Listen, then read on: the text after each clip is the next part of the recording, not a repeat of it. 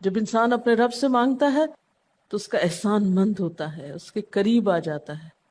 اور مانگتا انسان کس سے ہے؟ جس پر مان ہوتا ہے، جس پر یہ یقین ہوتا ہے کہ وہ دے گا، جس پر اعتماد ہوتا ہے کہ وہ میرا بہت خیر خواہ ہے، میرا بھلا کرنے والا ہے. انسان ہر ایک سے نہیں مانگ سکتا، ہر ایک کے سامنے اپنی ضرورت نہیں رکھ سکتا. تو اگر دیکھا جائے تو ایک اللہ کی ذات ایسی ہے کہ جس سے یہ ساری توقعات پوری ہو سکتی. اللہ کے سوا کوئی نہیں کہ جو انسان کے ساتھ ایسا معاملہ کر سکے. اس لیے تمہارا رب کہتا ہے کہ مجھ سے مانگو. اس کو پسند ہے بندوں کا مانگنا. اچھا، یہ جو دعا ہے اس میں صرف کسی چیز کا براہ راست نام لے کر مانگنا ہی شامل نہیں. یعنی مانگنے کے طریقوں میں صرف ایسا ہی نہیں کہ ہم کہ یا اللہ فلاں چیز مجھ کو دے دے. اس کے کئی انداز ہو سکتے ہیں. ایک تو یہی براہ راست کسی خاص چیز کا سوال کرنا، یہ بھی بہت اچھا ہے. بندوں سے سوال کرنا برا ہے، لیکن اللہ تعالیٰ سے سوال کرنا تو عبادت کا درجہ رکھتا ہے. یعنی کتنا پیار آتا ہے نا اللہ تعالیٰ پہ کہ ضرورت ہماری ہے اور ہمارے اس مانگنے کے عمل کو بھی عبادت کہہ رہا ہے. کیونکہ ایک تعلق ہے نا، وہ وقت اس کی یاد میں گزرتا ہے، اس کی طرف متوجہ ہو کر گزرتا ہے، اس لیے وہ وقت بھی عبادت بن جاتا ہے، وہ عمل بھی عبادت ہو جاتا ہے. تو ایک تو یہ کہ جیسے ہم سوال کرتے ہیں اللہم انی اسألک کہہ کے دعا مانگتے ہیں. یہ جتنی مسنون دعا میں آپ نے دیکھا ہوگا اسألک برابر سوال کا لفظ ہے. لیکن کچھ دعائیں ایسی ہوتی ہیں جس میں سوال نہیں کیا جاتا، صرف اللہ تعالیٰ کی حمد و ثنا کر دی جاتی ہے. جیسے حضرت ایوب علیہ السلام نے کہا تھا انی مسنی الضر وانت ارحم الراحمین. یہ بھی دعا کا ایک انداز ہے. مانگا کچھ بھی نہیں، بس اپنی تکلیف کا اظہار کر دیا اور اللہ تعالیٰ کی حمد و ثنا کر دی. مجھے تکلیف پہنچی ہے اور آپ سب سے بڑھ کے رحم فرمانے والے. یہ بھی نہیں کہا آپ رحم فرمائیے، کہا آپ تو سب سے بڑھ کے رحیم ہیں اور میری تکلیف آپ جانتے ہیں. یہ بھی ایک سٹائل ہے.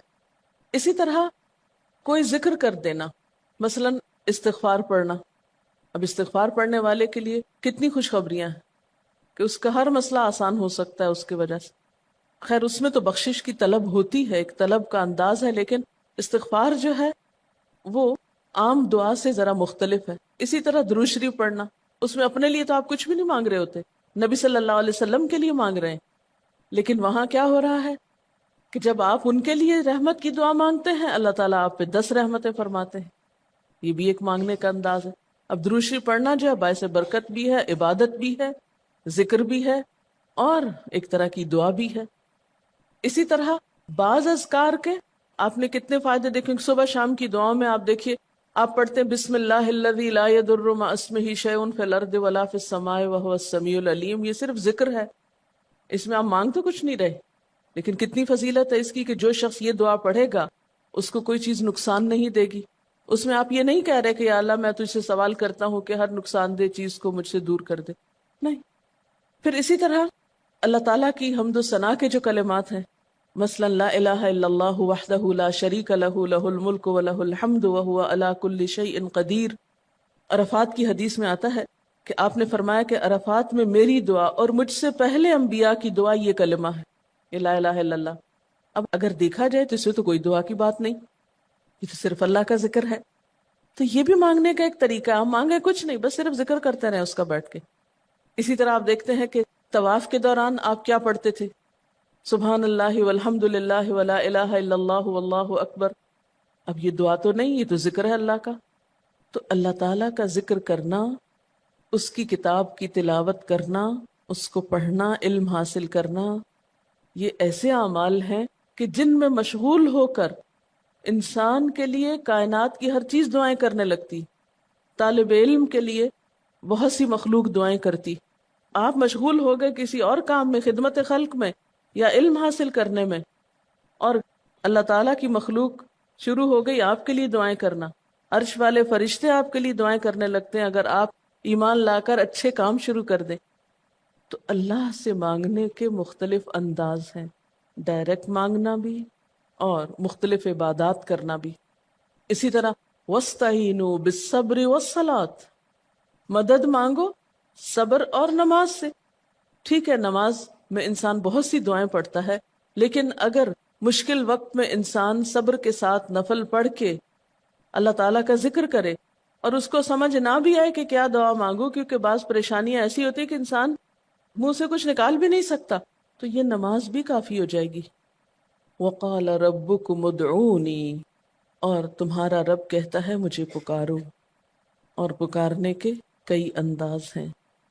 دل ہی دل میں پکارنا بھی آتا ہے، چپ کے پکارنا بھی آتا ہے، اونچی آواز سے پکارنا بھی آتا ہے، اکیلے پکارنا بھی آتا ہے، سب کے ساتھ مل کے دعا کرنا بھی آتا ہے۔ کوئی دعا مانگ رہا ہو تو آمین کہنے سے بھی بات بن جاتی۔ مجھے یاد ہے کہ ایک دفعہ میں عمرے پر گئی، اور طواف کے بعد جہاں میں نفل پڑھ رہی تھی، تو نفل کے بعد میں نے سوچا کہ میں اپنی دعا کرتی ہوں۔ اتنے میں ایک شخص عربی میں کوئی دعا مانگ رہا تھا، اتنی خوبصورت دعا تھی کہ میں نے ایسی دعا کسی سے نہیں کبھی سنی، اور میں نے صرف آمین کہنا شروع کر دیا۔ میں نے کہا یا اللہ، میری تو نہ زبان میں اتنی بلاغت و فصاحت ہے، نہ مجھے اتنی باتیں آتی ہیں، مجھے تو مانگنا بھی نہیں آتا، تو بس جو کچھ یہ مانگ رہا ہے مجھے بھی یہی دے دے۔ میں نے صرف آمین آمین آمین کہنا شروع کر دیا۔ یہ کتنا بڑا اس کا احسان ہے کہ ہم آمین کہہ کے بھی شامل ہو جاتے ہیں دوسروں کی دعاؤں میں۔ تو اسی لیے دعا کو عبادت کا نچوڑ کہا گیا، کریم، خلاصہ، ساری عبادت کا اوپر کا حصہ۔ اور ویسے بھی اگر دیکھا جائے تو ہر نماز میں بہت سی دعائیں ہیں، ہر موقع کی اللہ کے رسول صلی اللہ علیہ وسلم نے مختلف طرح کی ہمیں دعائیں سکھائی ہیں۔ سویرے جو آنکھ کھلتی ہے، سویرے کے اگر آدھی رات کو بھی کھلتی ہے، اس کی بھی دعا ہے۔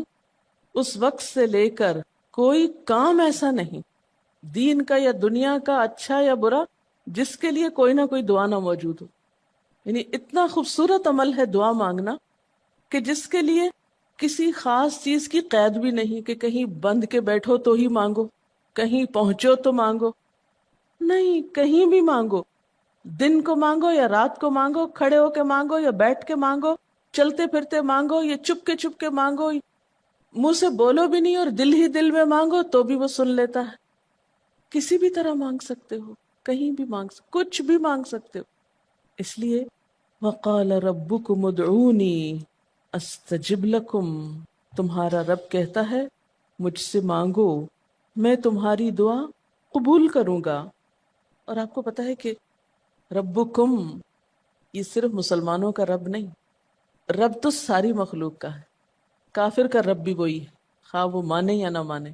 اس لیے قبولیت دعا کے لیے مسلمان ہونا بھی شرط نہیں، اگر کوئی کافر بھی اللہ کو پکارتا ہے، اپنے رب کو پکارتا ہے، تو وہ اس کی بھی سنتا ہے، اور خصوصاً اگر وہ مظلوم ہو، کسی نے اس پہ ظلم کیا ہو، تو وہ فریاد فوراً اوپر پہنچتی ہے، خواہ وہ مسلمان نہ بھی ہو۔ اس لیے یہ جو دعائیں ہیں یہ آپ سب کو بتا سکتے ہیں، مسلم نان مسلم سب کو سکھا سکتے ہیں، تاکہ وہ اپنے رب کو پکارے اور رب ان کو ہدایت دے۔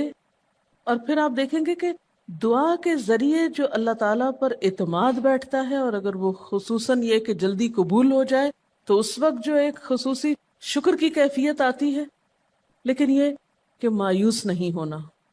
بات میں یہ کر رہی تھی کہ اس کے لیے کوئی شرط نہیں کہ کوئی شخص بہت نیک مسلمان ہو یا بہت اچھا مسلمان ہو، وہ تو گناہ گاروں کی بھی سنتا ہے۔ اس لیے بعض اوقات لوگ جب مایوس ہونے لگتے ہیں نا کہ ہم تو بہت گناہ گار ہیں، ہماری نہیں سنی جائے گی، تو انہیں مایوس نہیں ہونا چاہیے۔ مایوس ہو کے کہاں جائیں گے سننے؟ کس سے مانگنے جائیں گے؟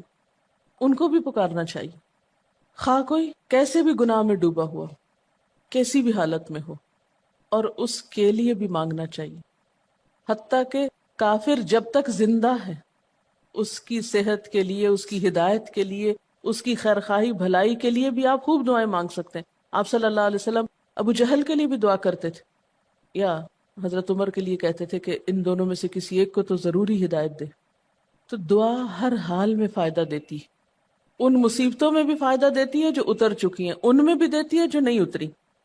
دعا تو ابلیس کی بھی قبول ہوئی تھی، اس نے قیامت تک زندگی کی دعا مانگی تھی، اس کی بھی قبول کر لی گئی۔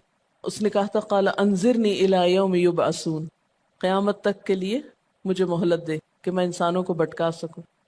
تو اللہ تعالیٰ نے کہا جاؤ، تمہیں مہلت دی گئی۔